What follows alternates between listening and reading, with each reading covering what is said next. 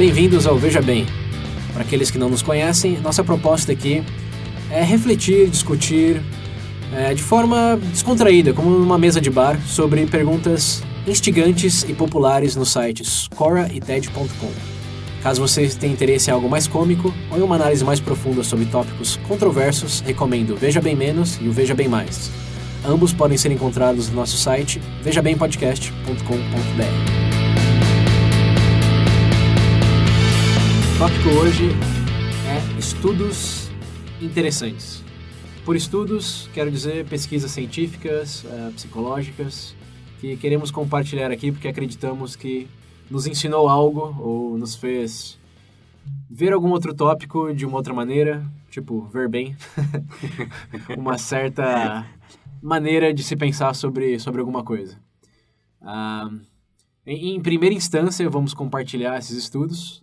Em segunda, vamos analisar como determinar a validade desses estudos. Porque, como vocês sabem, o que não falta hoje em dia é estudo falando que café causa câncer e no outro dia café faz bem. Café é como uma solução para o câncer.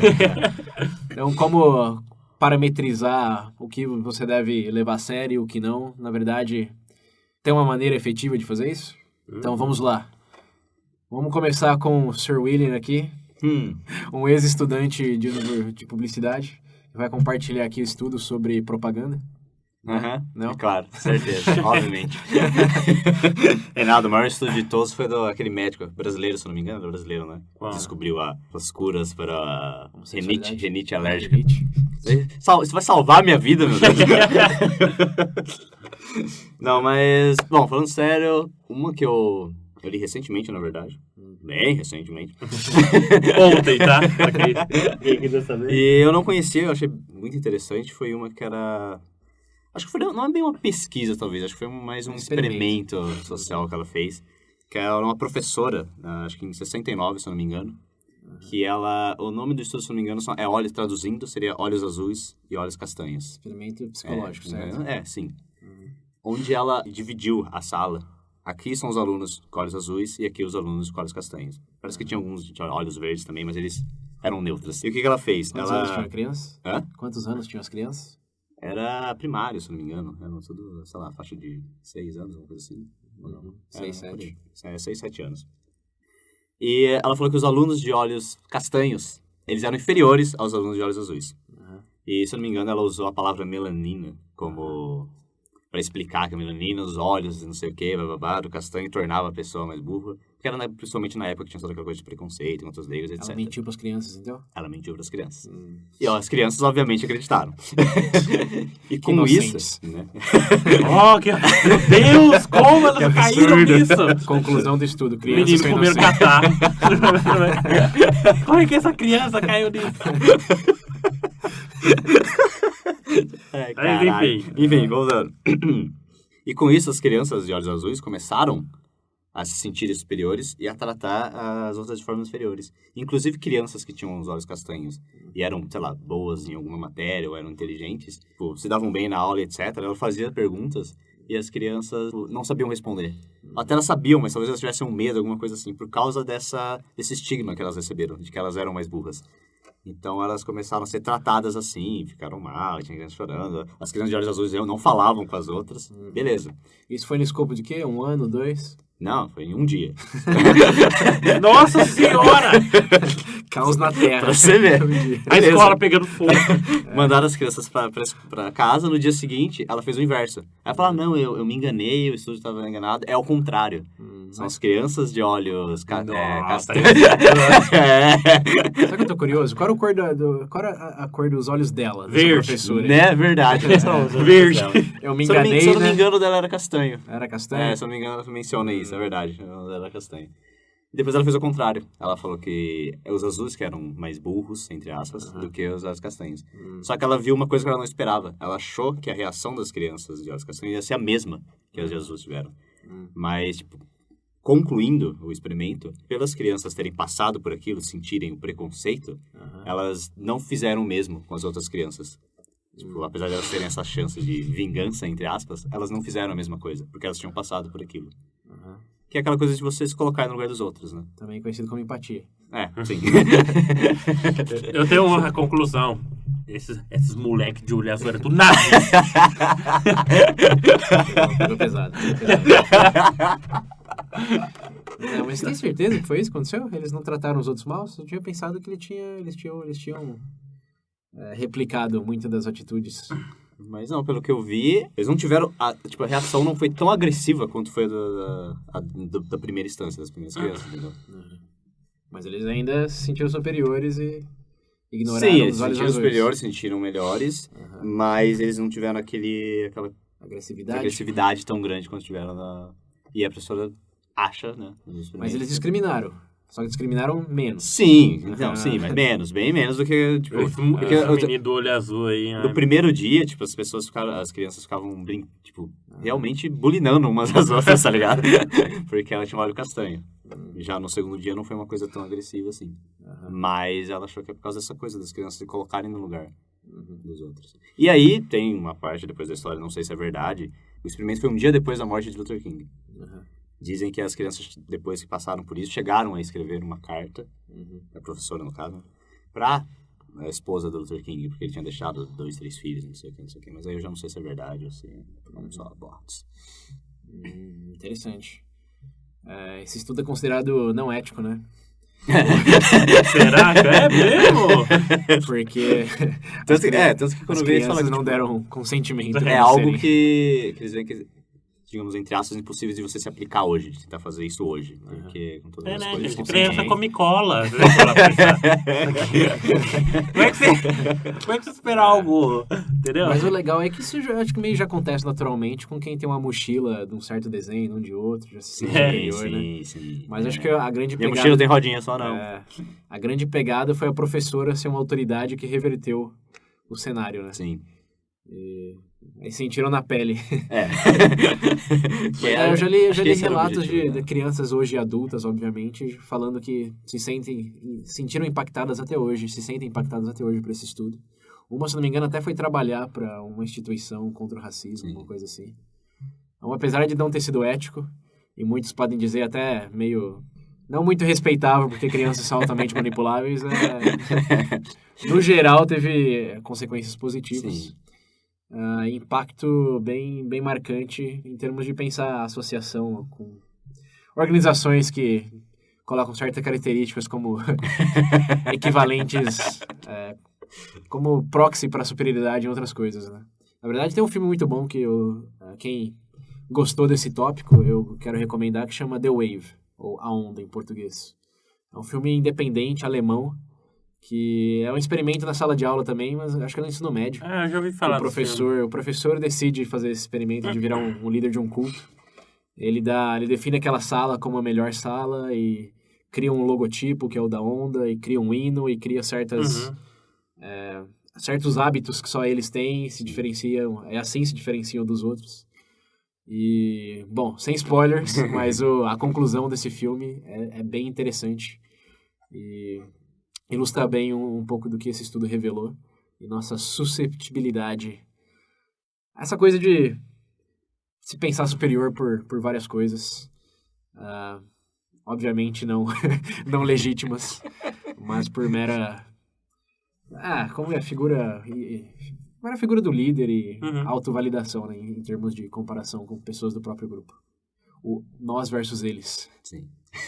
Tipo, quem escuta Veja Bem é melhor do que quem escuta Nerdcast? Sim. Veja bem. Veja bem.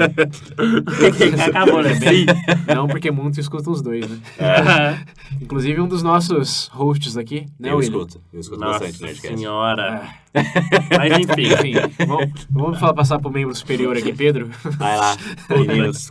Nossa. Vamos lá, gente. O estudo que eu encontrei aqui é interessante porque eu não me lembro do nome do cara, o link tá lá nas referências, tá? Eu só peguei as anotações aqui. É o seguinte, foi identificado que existem 4 tipos de humor.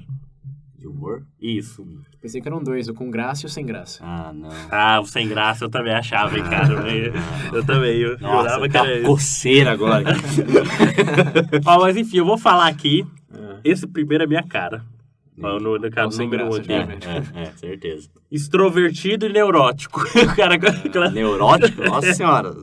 Aqui ele diz que normalmente pessoas desse tipo de humor tendem a ser o quê? Ter reações rápidas, seguidas também por reações de longa intensidade. Ou seja... Ele ri por 10 minutos? Também. Caralho. Seguido o quê? Perdeu o ar.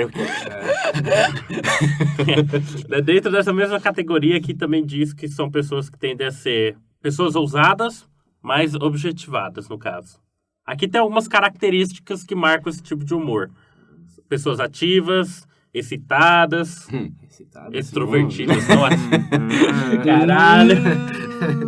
Não. Ou seja, continua. Pessoas ativas, excitadas, agressivas. Você falou excitadas de novo. Puta, não acredito, velho. Você tá excitado, Pedro? Não. Então, repetindo aqui, ó. Aí a última que parte cita algumas características desse tipo de pessoa, né? Pessoas são ativas, extrovertidas, agressivas e impulsivas. Caralho, tudo isso? Nossa, esse é o primeiro. Esse é o palhaço psicopata. Ah, esse é o primeiro, é você. Jesus, sai de perto de mim. Agressivos, né? Sai de perto de mim. Você não tá achando engraçado com o martelo na cara? Né? A próxima que tem aqui, o segundo tipo de humor, é seguido aqui, o pessoal classifica também como extrovertido, mas são mais calmos. Não são, no caso, neuróticos. Também, palhaço sem o martelo. No caso, também tem reações rápidas, só que seguidas, em vez de ser por algo longo e intenso, é algo mais a curto, médio prazo. O que é isso? É o orgasmo? Né? Então. Caralho, tá falando de humor ou de humor, sexo? por incrível que pareça. Também são pessoas ousadas e, na verdade, são ideais para relacionamento, tá falando aqui. Olha só. Olha Deve só. ser esse Um daí. namorado engraçadinho? Esse aí deve ser. Aqui tem algumas características desse tipo de humor. Que é o quê? Sociável, fala bastante, Não sou eu mais não. fácil de fazer amigos e carefree. Tipo, De boa. de boa, humilde, por aí vai. Humilde. De boa, só de boa. Vai, tá De bom, boa, de cara, boa. de boa. Você consegue dar um exemplo de humorista que você conhece, que estão nessas duas primeiras aí? Nossa, o primeiro... É. Ai, como é que é o nome do... É que desse aqui eu esqueci o nome desse primeiro. O que ele já fez? Falei, eu te lembro. Fala alguma coisa que ele fez, cara. Deixa eu lembrar. Jorge Costanza. Não. Jorge Costanza não, cara. Ari Toledo. João Soares. Vamos continuar sem os Rafinha exemplos, porque não Bastos. veio nenhum na cabeça. Deixa eu falar os dois últimos aqui. Ó, na verdade agora o próximo é o melancólico. São pessoas mais introvertidas e neuróticas. Esses alguns. Esses são personalidades ou tipo de humor? Aqui Eu são não tô- 4 tipos de humores. Mas tá correlacionado, você tá falando de extrovertido, de melancólico. Sim. São quase que personalidades, a Né? consequência da personalidade. Né? Sim. Mas, posso continuar? Sim. Pontuar mais alguma coisa, Não, senhores? fala. Não fica agressivo. Calma. Pode falar. Enfim, o que acontece? Pessoas melancólicas, no caso, humor melancólico, né?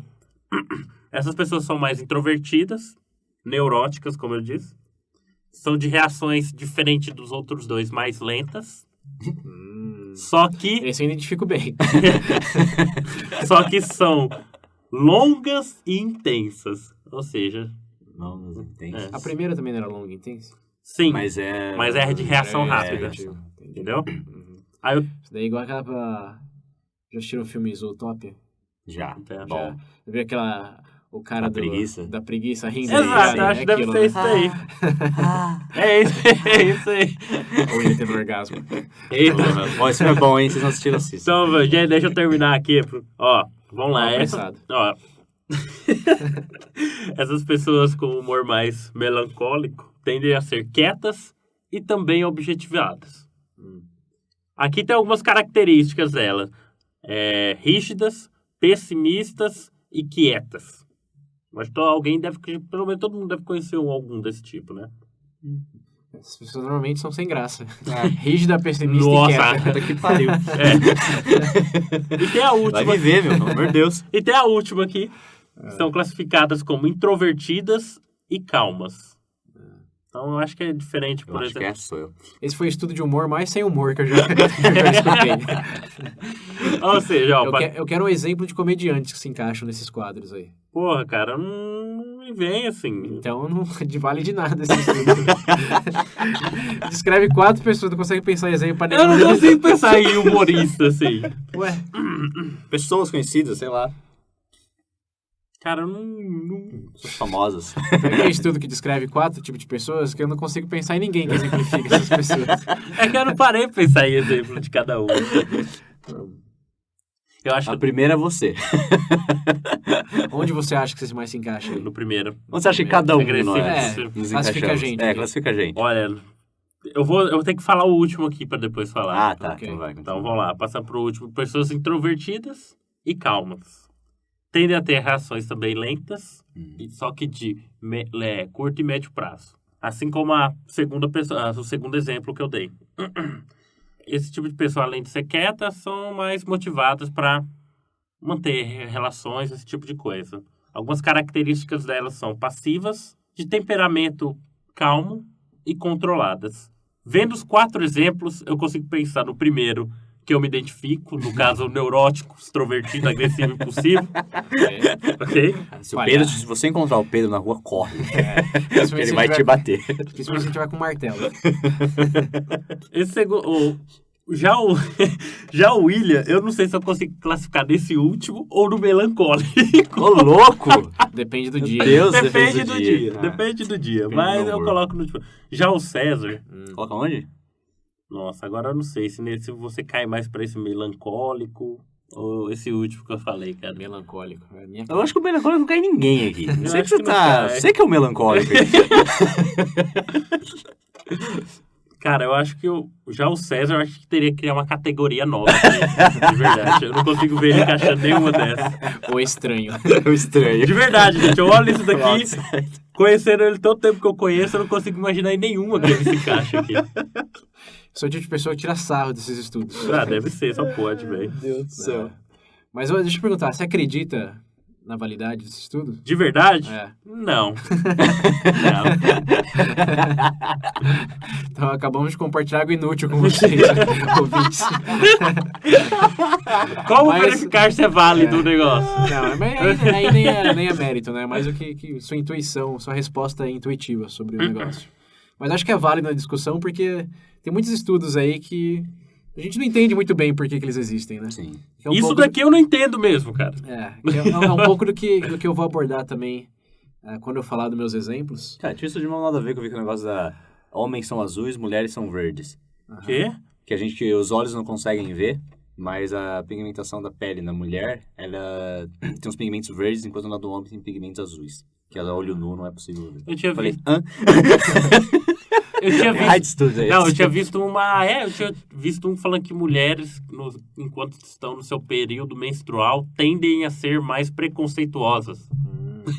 Eles tendem a ter TPMs também.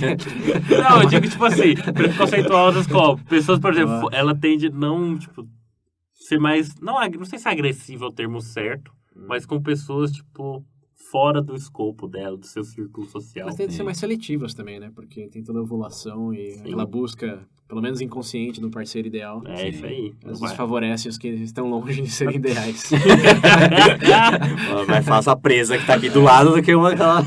Isso aí. Mas o interessante desse ponto é que a gente tem que lembrar que os estudos são motivados principalmente pela pressão da academia em publicar estudos. Por isso tem muito estudo nada a ver, por isso tem muito estudo de uma coisa, da mesma coisa, que querem reinventar a roda. Aham. Mas o ponto interessante, o elemento veja bem, quando se fala em estudos científicos, é que os professores de universidades de pesquisa ganham para publicar estudos. É lógico. Eles têm que dar aula também, mas dar aula é meio que tá no pacote ali. Sim. É uma obrigação mais do que um dever. É uma obrigação mais do que o propósito que justifica o professor nessas faculdades, nessas universidades ganharem o que ganham. Então, sempre a gente lê um estudo que pensar que o cara tá inventando coisa demais ou querendo, como eu disse, reinventar a roda, é bom lembrar que se ele não fizer alguma coisa, ele não vai ganhar aquela seniority, como que é aqui no Brasil? Certificado. Que o professor não pode... Ele passa um tempo que ele não pode mais ser demitido. Ele publica tantos artigos, passa 10 anos na universidade. Não sei o termo. Os professores e alunos desses professores vão saber o que eu estou querendo dizer. Mas em inglês é seniority. Você vai se aposentar pelaquela faculdade, universidade, não importa o quê. Mas, enfim, foram bons exemplos de Estudo inútil. Não, um estudo que tem, é interessante, embora não ético. Sim. Inútil. Bom, E o sim que outro é bom. que... tem alguma coisa ali, né? Tem alguma coisa ali, mas... Tenho, cara. É bom, tem que dar um exemplo. Não, Cara. como você dá valor a ele é meio relativo. Eu aposto que o professor que publicou deu muito mais valor. É. Ah, sim, claro. Aí ele publicou, Até cara. porque esse negócio de botar em caixa, eu não sei. Deixa eu ver O cara viu o horóscopo aí e ficou colocando... Se fuder. É possível.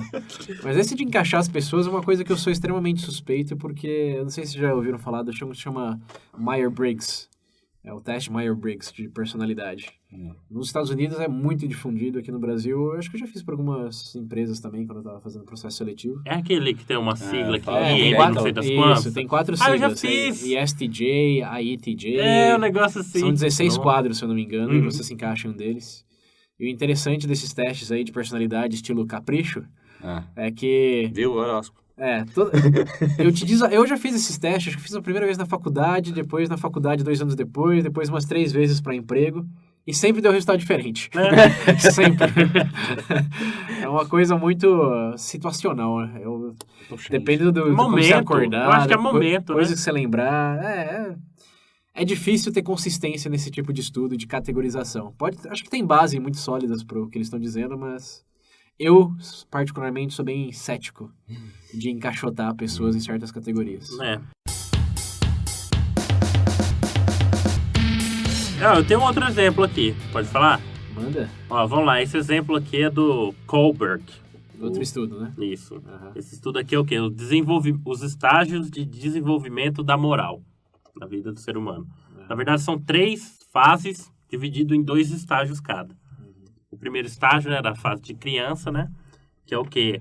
O primeiro estágio de todos ele identifica como a orientação de obediência e ordem. É aquela fase de criança, sabe? Pai, ensinar o filho, aquela coisa. Você escuta tudo que a professora Quando a fala. criança ainda é conservadora. Aí que Pura merda. inocente. O menino de 3 anos de idade, 5 anos de idade, não vai obedecer o pai. Mas enfim. Conservadorzinho de merda. Ó.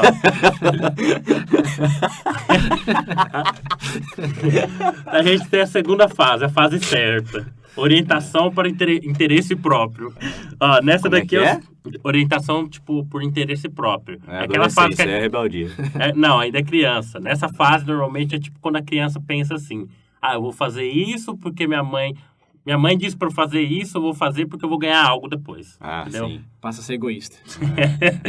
Tipo o cachorrinho que você tem em casa. Isso conclui a primeira fase. A segunda fase seria o período entre a adolescência até a jovem adulto, que o pessoal chama hoje, seja diabo que foi isso. Quem lê os livros de John Green. Nessa segunda fase tem a primeira que é conformidade social. Por exemplo, o adolescente está se integrando na sociedade, tentando agradar Entra todo pro exército. mundo, tudo mais. Seguida dessa fase tem a fase que chama de lei e ordem. Que é a partir do momento que a pessoa começa a compreender o sistema judicial, tipo leis, esse tipo de coisa. Já o desenvolvimento Empreender entre aspas, né? tem esse detalhe. Admitem a existência. Né? Exato. Isso encerra, no caso, a segunda fase. E a terceira fase, que é a pós-convencional, o pessoal chama, é seguida a orientação por expectativas sociais. Por exemplo, você como adulto já tem uma ideia do modelo básico de como a sociedade funciona. Você sabe que não pode sair com o pinto para fora na rua, por exemplo. Dependendo do lugar, Você pode. sabe? Se você deveria, outra pergunta. Exato. E, por último, é o que o pessoal chama de orientação pela orientação da ética universal. Que é tipo aquela coisa que tanto você aqui ou alguém no Oriente Médio sabe que É errado. É Ou errado. certo, whatever. tipo assim, é um consenso geral. Entendeu? É debatível esse último Não, ponto. é debatível, mas esses são todos- Ética universal é uma coisa que... Tipo, o negócio do Qualquer direito... coisa universal... Tipo lá, que o negócio É de relativo. declaração dos direitos humanos, por exemplo. É... Olha... Eu ia como é- falar, você sabe que escravidão é errado. Aí eu lembrei de alguns lugares que ainda tem. Não adianta nada. Mas você entendeu a coisa, Sim, no consenso geral. E eu achei interessante porque realmente, você parar pra pensar a forma quando a gente começa a analisar as coisas, você vê que a tendência, por exemplo, na sua fase inicial, Bom, você precisa de uma coisa mais... é realmente um estudo bem interessante que descreve o desenvolvimento da maioria dos humanos na face da Terra. Então, os ouvintes que não estavam cientes dessa evolução natural, Agora sabem, ó. Pior que tem alguns casos que Foi eles... isso que aconteceu. É engraçado que nesse estudo tem algumas observações, eu vou colocar no link, que é interessante de ver que ele coloca aqui algumas coisas, alguns pontos interessantes. Por exemplo, tem pessoas que, querendo ou não conseguem passar de uma fase para outra tão rápido. Isso eu acho que adolescente de 40 anos. Exato, essa parte. Isso é chamado Arrested Development. Série muito boa também, pra quem não conhece. Sim, essa é boa. Nossa Senhora. É interessante. Esse é um estudo mais observacional, né, que eles chamam. Não, acho que tem um termo mais técnico que isso, mas é meio que antropólogo faz. De descrição, não tem muita experimento. Na verdade, acho que vai ser um bom lugar para falar da diferença pouco conhecida entre hipótese, teoria e... Lei. E lei, hipótese, teoria e lei. Que lei é o mais próximo de universal que a gente consegue chegar, como as leis de Newton, ou lei da gravidade. No caso, eu nego a lei da gravidade. Pula do prédio. Você consegue descrever através de fórmulas matemáticas, uma coisa gera outra, sempre, até onde se sabe. E aqui onde fica mais zona cinzenta, que é teoria e tese, ou hipótese, que as pessoas tendem a confundir muito. Então vamos lá, prestar bem atenção, hein? A aula de hoje. Aperta que lá vem a história. Pega o caderno e anota. Aperta o fone no ouvido. Vai cair na prova. Vai cair no Enem, hein? Vai cair no Enem. E na prova Veja Bem também. No episódio 25, vamos lançar a prova Veja Bem. Mas, a hipótese é algo que você conjetura e quer testar. Por exemplo, uma melancia cai na mesma velocidade que uma laranja, pena. sei lá. Uma pena, vai. Você vai... Aqui tem a resistência do ar, mas você conjetura que não cai na mesma velocidade porque a melancia é mais pesada, vai cair mais rápido. E aí, essa não é uma teoria. Todo mundo chama até uma teoria, que a melancia cai na mesma velocidade que a pena, desconsiderando a resistência do ar. Isso é um fato, meu jovem. Não, essa é uma hipótese. É uma hipótese. E para você testar a hipótese, você tem que fazer um experimento. Então, a hipótese é algo que você tem que testar. Você não sabe ainda, você não tem. Por isso chama hipótese, você tem que ir lá e testar. A teoria, diferentemente, é algo que já existem evidências para aquilo, mas por não ser algo que você pode determinar em equação matemática, ou pode absolutamente provar. Não é absolutamente provar, porque provar não é o objetivo. Como a teoria da evolução. Todo mundo não, mas digamos, algumas pessoas com mais dificuldade em aceitá-la não entendem que ela é teoria só porque a teoria sempre dá para você encontrar novas evidências que melhoram o seu entendimento daquela explicação. Uma possível explicação da teoria da evolução é de que certa espécie evoluiu de outra e tem fóssil que dá evidência para isso e tem uma análise molecular que você pode avaliar que também dá evidência para isso. E quanto mais evidências você acha para isso, mais forte fica a sua teoria. Então não é que é uma hipótese que pode ser que não seja, é uma explicação que é muito bem substanciada por evidências e pode cada vez se tornar mais forte por mais evidências. A teoria da evolução nunca vai ser uma lei. Ela nunca vai ser, tá provado 100%. Mas a teoria já é muito bem substanciada. Então, para você desvalidar a teoria ou descreditá-la, você tem que achar tantas evidências quanto as que já tem apoiando ou dando base para essa teoria. Essa explicação de Darwin, por exemplo, de que as espécies se adaptam às suas circunstâncias e transmitem características genéticas que vão te dar mais chance de sobreviver na próxima geração. Essa é a teoria e tem muita evidência que respalda isso. Se tiver alguém no comentário. Se tiver uma hipótese de que essa teoria é inválida, você tem que ir lá fazer experimento e criar uma outra teoria com tanta base quanto essa que, honestamente, vai ser... Eu acho difícil, mas boa sorte, né? Nego vai vir no comentário falar como é que se a gente evoluiu dos macacos. Eu odeio gente que fala dos macacos. Se a gente evoluiu dos macacos, por que os macacos não evoluem mais hoje em dia? Eu falo assim, meu Deus do céu. É sério quando as pessoas falam isso? Qual que é a resposta pra isso, William? Já que a gente tá falando de ciência. Mas qual que é? Irrelevante. Qual que é? Como assim? Irrelevante? O governo falou, é que nem todo mundo fala. Eu vejo sempre a galera falando, a gente tem aquela velha figurinha, aquela fileirinha que a gente vê lá, que tem um macaquinho vai levantando e o humano. Acho que tem gente que realmente leva a sério que é só aquilo. Tipo, óbvio, eu não tenho um conhecimento geral da coisa, mas pelo que eu sei, tipo, são várias espécies que foram... Tipo, tem toda uma árvore até vir até a gente, não é tipo... O macaco acordou um dia e descobriu que era um humano, né? do tipo... Não, O macaco acordou de, vou conversar e escrever. Milhões de fazer anos que foram mudando. Até porque o próprio macaco é evolução de outras espécies. Sim, exato. Antes, o macaco... a gente não evoluiu do macaco, a gente evoluiu de outras espécies e o macaco tá no outro galho da árvore dessa evolução aí. O macaco acordou um dia e falou, olha, Olha acho que só. eu vou fazer fogo ali. Agora eu penso, né? O macaco acordou, pensando, penso, logo existo. Ser ou não ser, uma caveira. Não. Mas essa é uma distinção muito importante. Bom, importante é relativo, porque é importante para quem, né? Mas é uma distinção, eu diria, bem relevante em se pensar sobre o assunto. E nossos ouvintes do Veja Bem podem dar tapa na cara de quem distorce isso para justificar falácias. Nem argumentos são. Tudo se Tudo unindo aqui. tudo se une, veja bem. Mas então, César, pesquisa aí, cara. Agora eu fiquei curioso pra ver o que você trouxe aí. Ah, sim, os meus experimentos. Eu, na verdade, eu vou mencionar dois. Um é um dos mais conhecidos psicológicos até hoje, talvez seja o mais famoso. Todo mundo já estudou psicologia, ouvintes Veja Bem, provavelmente já escutou esse do William e esse daqui que eu vou falar agora, mas é interessante porque eu já mencionei por alto no Veja Bem Mais, se eu não me engano, no Pena de Morte, que é o experimento de Milgram.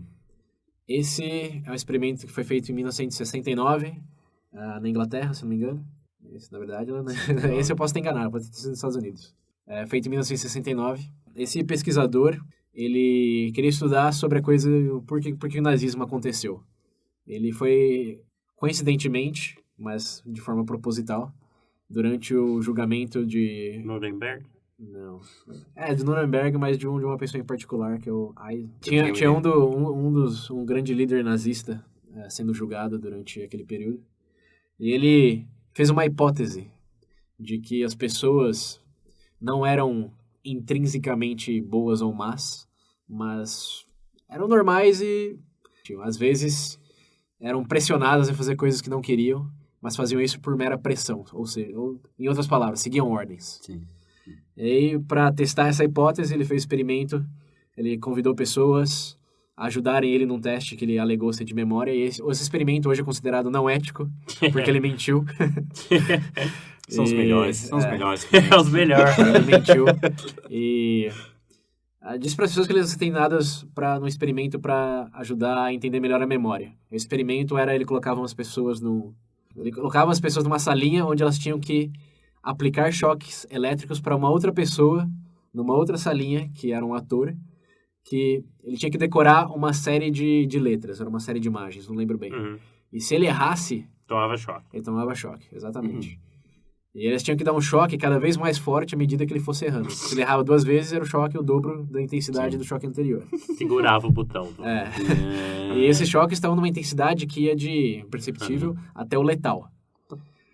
E o pesquisador, que também era um ator, foi instruído a sempre falar pro participante, se ele errar, tem que aplicar a intensidade maior. Tem que aplicar, você precisa fazer isso. Uhum. Isso é para a ciência, você não tem escolha, continue. As pessoas normalmente chegavam sem muito problema até a parte que o ator lá começava a gritar. Falando, não, para com isso, não quero mais participar, tá doendo. As pessoas normalmente hesitavam nesse momento.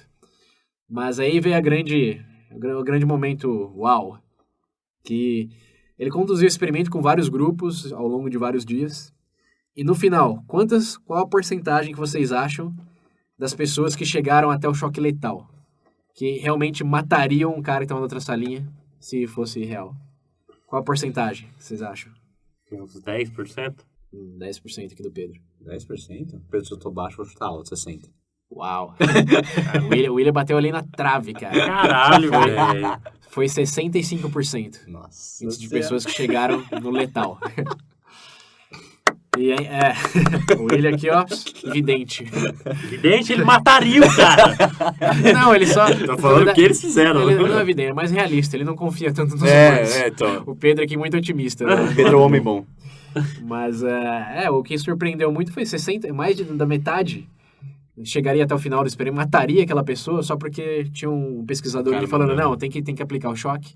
Pelo bem da ciência, meu amigo. E aí teve toda essa... Aí sim começaram a teorizar com base nesse experimento, que já é uma evidência, de que ninguém é intrinsecamente mal, pessoas simplesmente...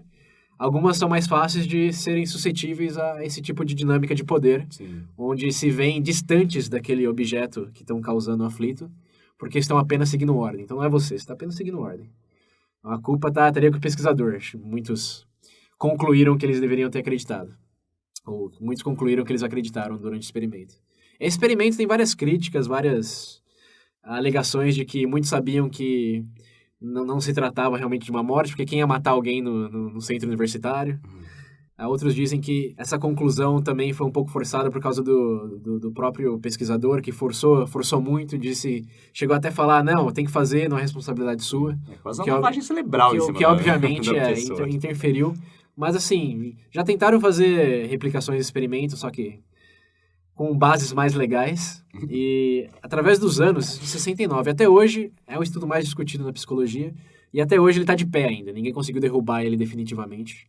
Então é uma conclusão que talvez peça por outros tipos de conclusões, porque uma coisa interessante de mencionar é que teve variabilidade muito grande esse experimento. Teve grupos nos quais 10% apenas dos participantes chegaram na parte letal, e teve outros que foram quase 80%. Caralho. Então era uma coisa demais, o participante se identificava com o pesquisador, se identificava com a causa, ou era alguma coisa de momento, será que realmente a humanidade, 65%, chegaria naquele ponto, ou será que alguns participantes com certas backgrounds ou com certas ideologias chegaram mais do que outros, e na média 65% aplicou, que é a conclusão ainda hoje mais divulgada. Mas é um experimento interessante porque isso daí gerou livros, as teorias abundaram depois disso, e a gente provavelmente vai acabar fazendo um episódio do Veja Bem Mais sobre, que vai citá-lo também, que é a coisa do bem versus mal. Realmente existe? Ou é só uma historinha que a gente conta para fazer os bons, né, se sentirem melhor? Mas enfim, o legal desse experimento, além desses pontos aí... Experimento pau mandado, eu vou chamar. É de que...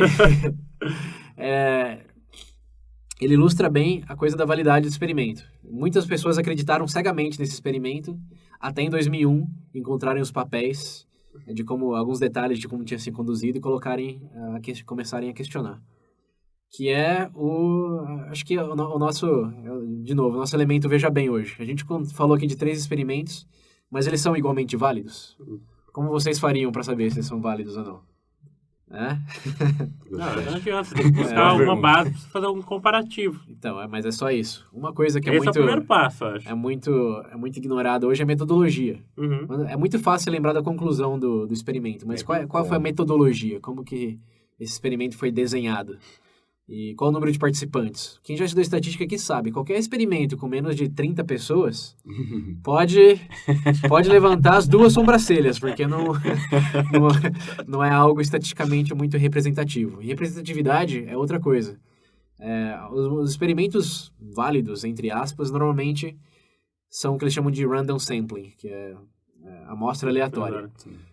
Mas você lê a metodologia do estudo para ir lá e realmente ver que foi aleatório, que não é uma representatividade, por exemplo, uma coisa de estudo psicológico nos Estados Unidos que acontece muito hoje é que eles chamam de weird.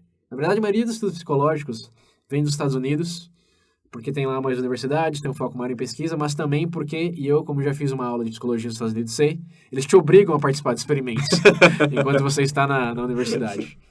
Aqui no Brasil também deve ter algo parecido.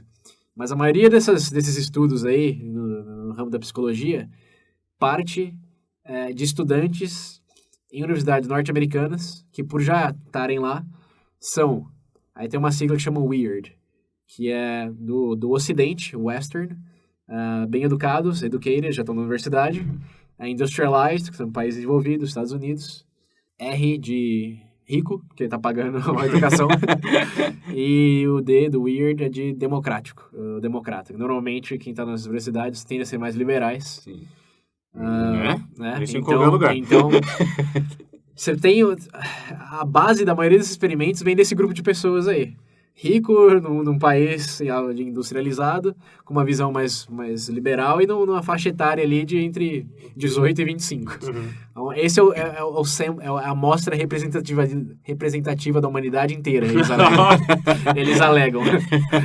Tá certo. Então, o ceticismo tem de vir daí. da metodologia. Como, quem, quando, por quê, quem está financiando esse estudo, principalmente para coisas mais de clima, de, por exemplo, nutrição, de hidratação. Tem até o segmento que eu vou deixar um link lá de alimento, acho que é hoje, né? Sim, quem está patrocinando, quem... E tem uma coisa, quem sabe de estatística também, é muito fácil você repetir um experimento até você chegar onde tem o que eles chamam de p-value, que é relevante, que é a probabilidade de você cometer um erro sem querer cometer um erro. Então, por exemplo, você faz... Todos os estudos que você lê a metodologia vai ter lá um p-value, que é o nível de relevância, que normalmente é 10%. Se de cada 10 vezes você faz experimento e somente uma ele vai dar um falso positivo, eles consideram o estudo como válido. Mas os realmente válidos não são que são 10%, que é de 1%. Só que a maioria dos estudos, vocês podem checar, ouvintes. Se ler a metodologia, vai estar entre 10% ou 5%. O 5% ele é visto com mais respeito, mas o 10% pode chutar o balde. Se de cada 10, um vai dar um falso positivo, é só você testar 10 vezes aquilo e publicar o que deu negativo. Então, você já acharam... Tem muita brincadeira na internet de provar... estatisticamente relevante, por exemplo, a correlação entre ser judeu e comer tomate. dá pra você chegar nessa conclusão estatisticamente relevante só fazendo repetições. Então, vejam o número de repetições desses experimentos, vejam a metodologia, a representatividade da amostra aleatória, etc. Enfim, se informem mais, não levem ao pé da letra esses estudos. E lembre-se também de que existe uma pressão muito grande na academia para sempre publicar algo. E ninguém fica famoso ou ganha tenioridade ao publicar que nada foi encontrado nesse estudo. Segundo minha pesquisa, nada mudou, nada foi encontrado. E é isso aí. Mas a mensagem é meio que essa. Os estudos são legais, é interessante discutir, mas mantém um nível saudável. Veja bem, mantém um nível saudável de ceticismo. E para quem quer saber mais, muitas referências dessa vez no links. Sim. Muitos links nas referências. Tem até um segmento um late night, que é bem legal, que trata bastante disso, do Last Week Tonight, legendado, eu recomendo. E na conclusão desse híbrido de Veja Bem com Veja Bem Mais, já tá longo esse episódio. Eu ia falar isso, gente. Vamos... Tem mais coisas, tinha mais coisas ainda. Tem mais coisas. Vamos, como sempre, encorajar vocês a compartilharem experimentos que vocês acham interessante. Vai ter alguma coisa que a gente não conhece. Legal. Mas eu vou, na verdade, eu vou aproveitar que tá longo mesmo, vou falar só de um que talvez alguém pense em compartilhar, mas eu descobri recentemente que nem é um experimento, que é de uns 5 macacos, que você coloca 5 macacos numa jaula, com uma banana no topo e uma escada, e o macaco subir naquela escada, todos os macacos levam um jato d'água, de pressão. E aí, com o tempo, nenhum macaco mais sabe que vale a pena pegar aquela banana. E aí você substitui um macaco, no grupo de 5 você bota um macaco novo lá. O macaco vai subir a escada pra pegar a banana e os outros já batem nele porque sabem que vão levar o jato d'água. Não sei se vocês já ouviram uma vertente. E aí você substitui um macaco de cada vez. Sim. Até chegar no ponto de os 5 macacos não estavam ali quando foi aplicado o jato de água, mas nenhum sobe na escada porque apanharam quando foram subir. Sim. E sabem que não devem ir ali, mas não sabem exatamente o porquê. Sim. O que, muito convenientemente, pode ser usado como paralelo para tradições, religião, conservadorismo, blá blá blá, né? Muito convenientemente pode ser usado. Porém, esse daí é um experimento, entre aspas, que na verdade a primeira menção dele foi feita no livro de autoajuda na década de 60. E a coisa mais próxima que se tem disso é um outro experimento que seguiu nas mesmas linhas, mas não tem os mesmos detalhes. E no segundo macaco, ele já pegou as bananas e encorajou o macaco da primeira rodada que a banana valia a pena, mesmo com o jato de água. Ele encorajou... É comida, porra. Então é meio que vai até contra essa historinha aí. Então esse experimento é uma historinha.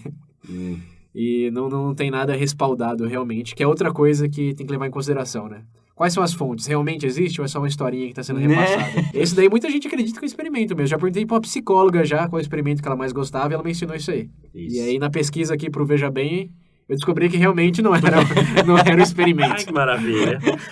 Então, ó... Ah, internet, filho. Eu aumente... sei que é lindo, eu também amo ela, mas não dá pra confiar em tudo não, galera. Exatamente, né? Tipo, mentem na internet? Essa não é uma hipótese, isso é um fato. Isso é um fato. É uma lei, né? Ah, eu achava que era na internet, era verdade. Tá no Google, é verdade, né? Disseram as criancinhas de 5 anos do experimento. A professora falou que eram burras. Acho que nem eles, né? Daqui a pouco a gente tá comendo catar. Mas enfim, ouvintes, compartilhem lá, participem, não deixem a discussão morrer aqui. Chequem as referências, coisa legal lá. Como sempre, até a próxima. Até a próxima, galera. Falou!